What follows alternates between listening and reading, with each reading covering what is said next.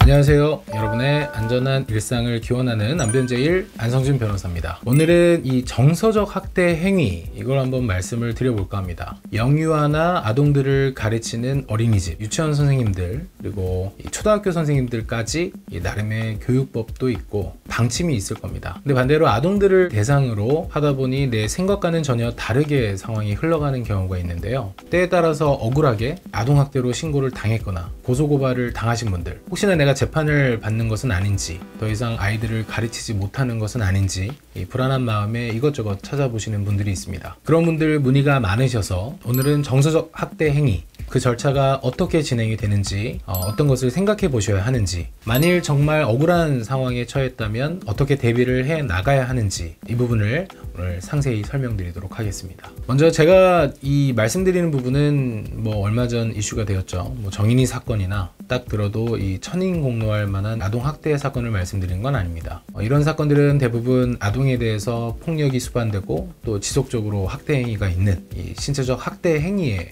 해당합니다. 이 신체적 학대 행위, 이 아동복지법에서 처벌하는 아동학대에 해당하는 건 이론의 여지가 없습니다. 그런데 이 훈육과 경계선상에 있는 판단하기 어려운 부분들이 있습니다. 아이를 교육하는 입장에서 이 바람직한 훈육, 정당한 조치라고 볼 수 있는지, 아니면 이러한 바람직한 교육 방침을 벗어난 행위라고 보아야 하는지, 그래서 정서적 학대 행위에 해당할 소지가 있는지, 오늘은 이 정서적 학대 행위가 문제되는 사안입니다. 이 아동복지법이 정서적 학대 행위를 이 법으로 규정을 하고 있고요. 이 법원이 많은 사례에서 아동에 대한 정서적 학대 행위를 점차 폭넓게 인정하고 있는 추세다 보니까 억울한 상황들이 있어요. 때문에 이 선생님들 사이에서는 굉장히 힘들어들 하시거든요. 한간에서는 교권이 실추되고 있다, 교권 침해가 만연하다, 그래서 제대로 된 훈육이 어렵다, 이렇게 고충을 호소하시는 선생님들이 많고요. 그래서 먼저 이 정서적 학대 행위의 개념을 확인하고 갈 필요가 있습니다. 관련 법은 아동복지법입니다. 이 아동복지법에서 말하는 학대 행위의 정의 개념을 보면 이 아동복지법 제3조 7호거든요.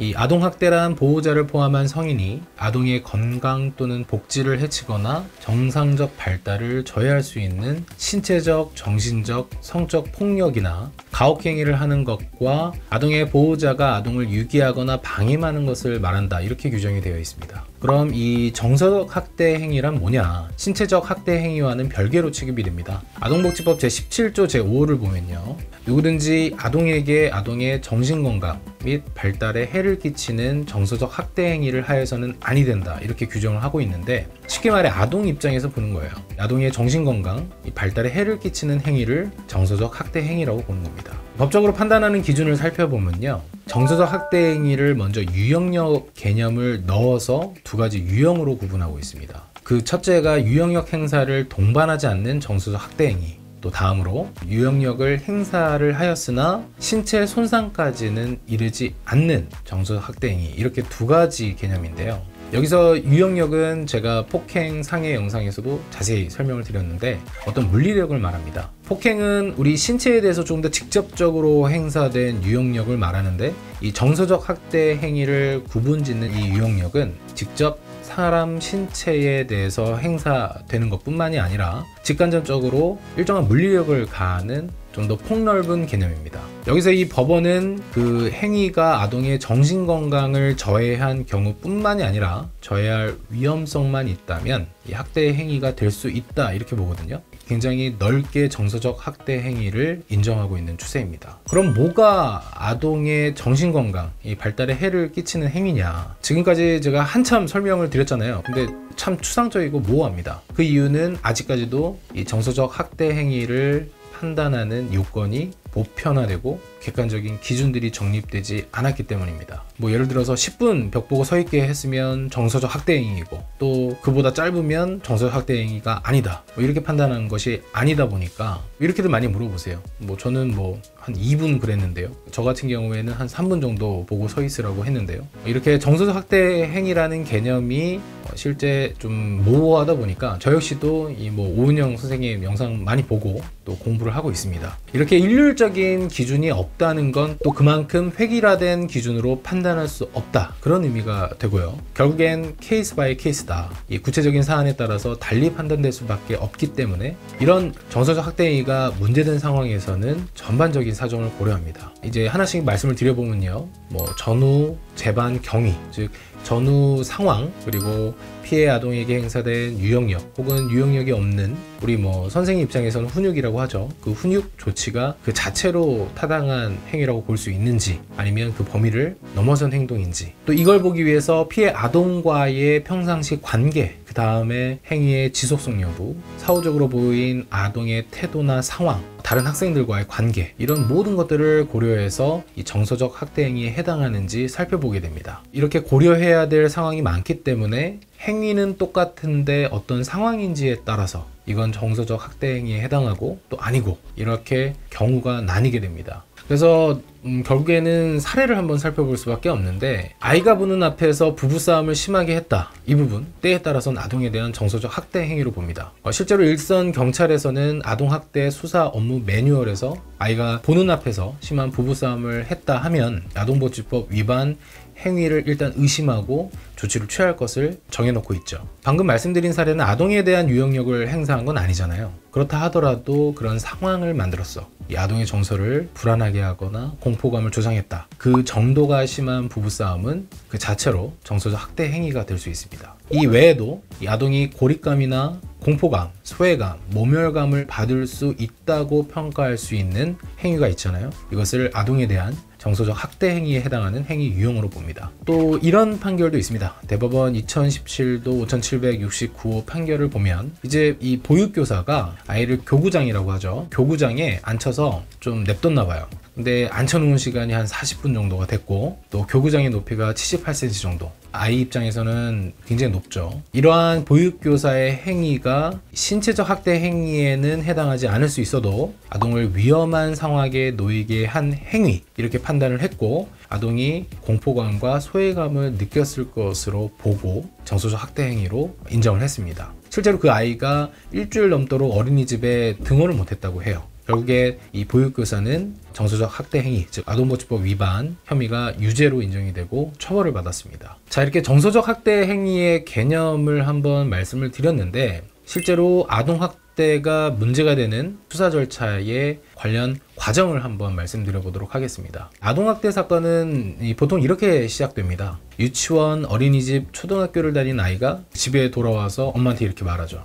선생님이 오늘 뭐 어떻게 했다, 뭐 이를테면 저를 밥을 빨리 못 먹는다고 뭐라고 했다, 가서 몇 분 동안 벽 보고 생각을 한번 해보라고 했다, 이런 말을 아이가 엄마한테 합니다. 처음에는 그런가 보다 하고 넘길 수 있기도 하고, 또 요새는 그렇지 않죠. 요새는 이렇게 아이가 얘기를 하게 되면 바로 무슨 일이 있었는지 뭐 전후 경위를 이제 확인해 보고 곧바로 이 어린이집, 이 유치원 원장에게 바로 연락을 취하기도 합니다. 초등학생이라면 담임 선생님 혹은 선임 선생님께 바로 연락을 드리게 되죠. 이렇게 연락을 취하고 대부분은 CCTV를 보자, 이럽니다. 그래서 CCTV가 설치되어 있는 경우에는 함께 확인을 해보거나, 혹은 요새 이 개인정보법이 문제가 되다 보니까 지금 바로 보여드리기는 좀 그렇다, 이런 입장이 오게 되면 대부분은 이 경찰서 112 신고를 하게 돼서 경찰을 대동하고 옵니다. 결국에는 어떠한 경우든 이 CCTV가 있는 경우라고 한다면 이 CCTV에 대한 분석이 첫 번째 절차로 이루어진다고 보면 됩니다. 사건 담당 조사관이 배정이 되면 이러한 CCTV 분석을 하게 되죠. 그런데 여기서 아이가 특정일만 문제가 되는 건 아니에요. 피해를 주장한 날이 있으면 그 사건 전후의 CCTV를 전반적으로 다 분석을 합니다. 그래서 그 담당 조사관은 그 과정에서 먼저 혐의 유무에 관한 첫 번째 판단을 하게 됩니다. 지금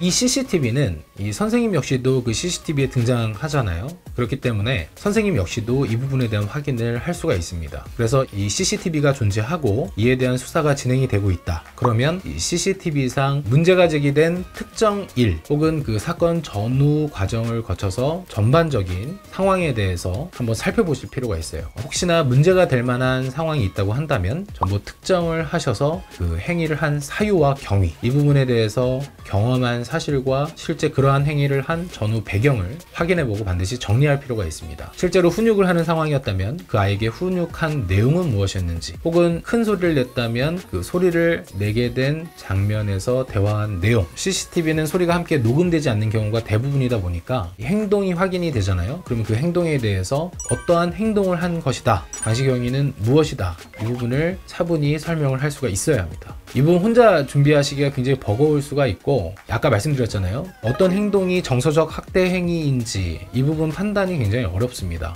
법적인 절차에서 보는 의미와 일반인의 관점에서 보는 정서적 학대 행위의 개념이 서로 다를 수가 있거든요. 그래서 그 부분에 대한 법적인 판단, 조언을 듣고 어떠한 스탠스를 취할 것인지, 내가 인정을 해야 하는 상황인지, 그래서 합의를 진행해야 하는지, 아니면 내가 정말 억울한 부분이 있고 이 억울한 부분이 충분히 조사 과정에서 설득해 나갈 수 있는 상황이라면 그 부분에 대한 조언을 듣고 나의 입장을 정리할 필요가 있습니다. 그래서 이 부분 좀 더 주의하셨으면 하는 점들이, 이제 어린이집마다 유치원이다 하면 이 원장님들도 만일 교사가 정서적 학대 행위를 하였다, 그런 조사가 진행이 되면 과실 유무에 관한 조사도 같이 동반되게 되거든요. 해당 교사에 대해서 주기적으로 아동학대 방지, 예방 교육들을 다 실시를 했고, 또 상위 감독자로서 감독 의무를 다 했는지 이 부분을 입증할 수 있는 자료들을 차분히 준비해 나가셔야 해요. 자, 다시 돌아와서 앞서 CCTV에 대한 수사관의 분석이 있게 되면 수사관들은 실제 아동들 혹은 실내 보호자, 부모님들에 대한 피해 경위를 조사하게 됩니다. 그리고 그 당시 상황에 대한 정황조사, 이를테면 다른 교사나 원장, 선임 교사들에 대한 조사도 진행되거든요. 자, 이렇게 조사를 하게 되면